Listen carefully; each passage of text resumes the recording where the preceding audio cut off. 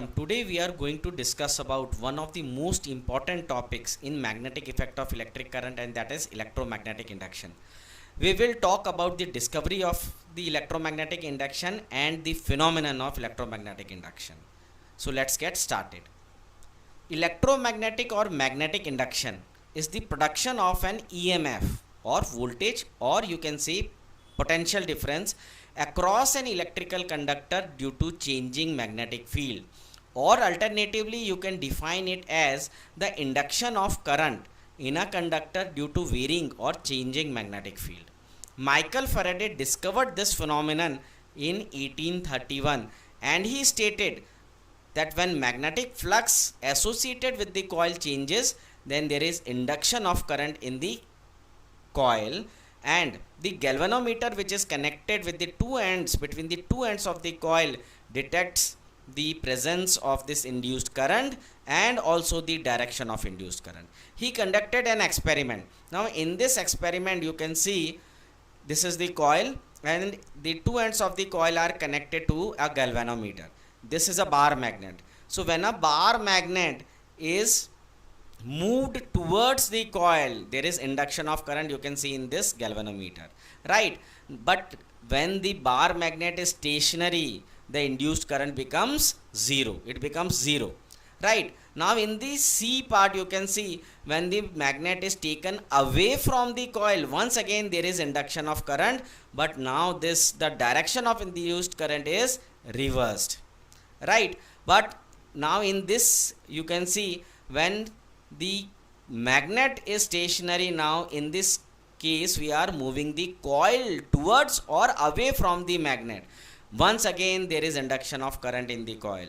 So what Michael Faraday concluded was that when there is change in the magnetic field associated with a conductor, or in this case the coil, then there is induction of current.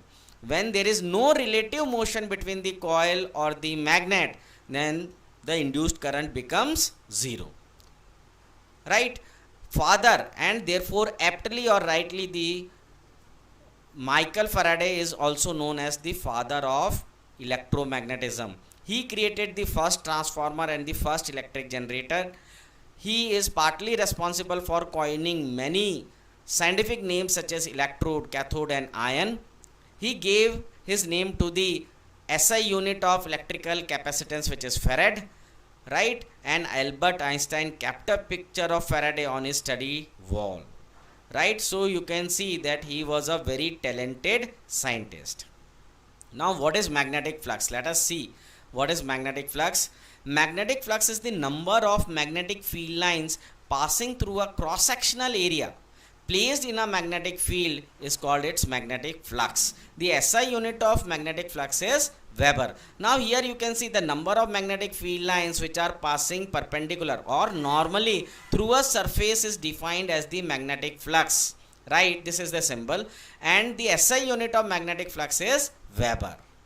Now what is the cause of induced current in the coil? How there is current produced in the coil? So according to Faraday, when the coil and magnet are in relative motion, that means if the coil is stationary, the magnet must be moving either towards the coil or away from the coil, or if the magnet remains stationary, then the coil either moves towards the magnet or away from the magnet. So this is the relative motion. The magnetic field lines associated or passing through the cross-sectional area of the coil changes continuously, and this continuous change of the magnetic field lines over the conductor, what it basically varies the magnetic flux, it changes the magnetic flux, and when the magnetic flux associated with the coil changes, there is induction of current in the coil. The induced current is produced, right? So here you can see the experiment which was conducted. So when there is no relative motion, the induced current is zero. When the magnet is moved towards the coil, there is induction of current in one direction, right? When the movement of the magnet becomes more faster, more amount of current is induced. When the movement of magnet is away from the coil, the direction of the induced current becomes reversed.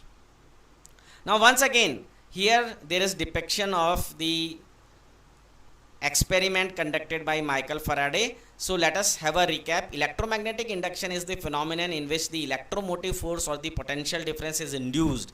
When potential difference is induced, automatically there is flow of electric current, right, in the coil, when there is change in magnetic flux linked with the coil, right. In electromagnetic induction, the mechanical energy, rather the mechanical energy, that is the work done in moving the coil or the magnet, changes into the magnetic flux, brings the change in the magnetic flux, and this change in the magnetic flux is transformed into the electrical energy in the form of EMF or the current in the coil, right. When the magnet is moving, you can see the magnet is moving towards the coil, so there is induction of current in one of the direction. When the magnet becomes stationary, there is no induced current. When the magnet is moving now in opposite direction, there is induction of current, but now in opposite direction. The relative motion between the coil and a magnet produces current. So if there is no movement, no induced current.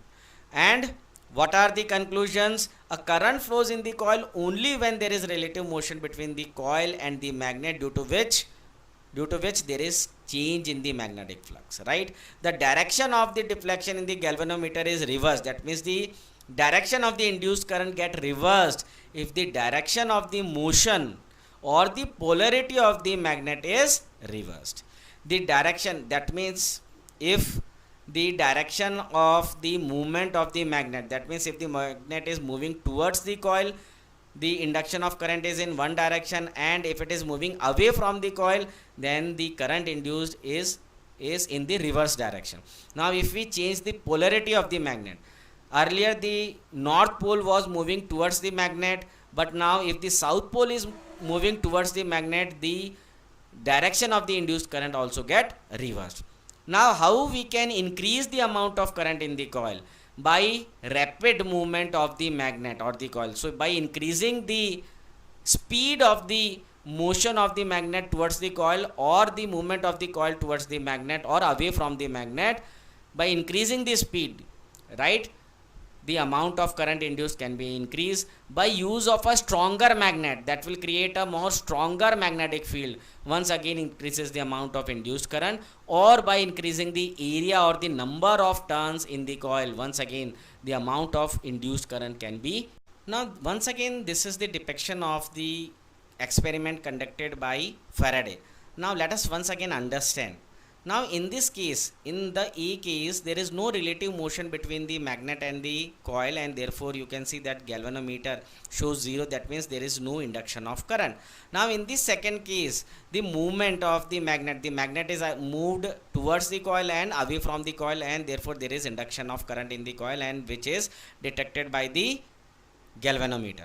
Now in case of C, we have two coils. In the first coil, you can see we are passing current. So this is current carrying conductor, and you know that current carrying coil acts as a bar magnet. The magnetic field is exactly like a bar magnet. So this current carrying conductor or the coil is acting as a magnet, and if this coil is moved towards or away from the second coil, in the second coil there is induction of current, right. Now in the last case D, what happens? We have the two coils, one coil in which the current is flowing and the other coil in which the galvanometer is connected, right.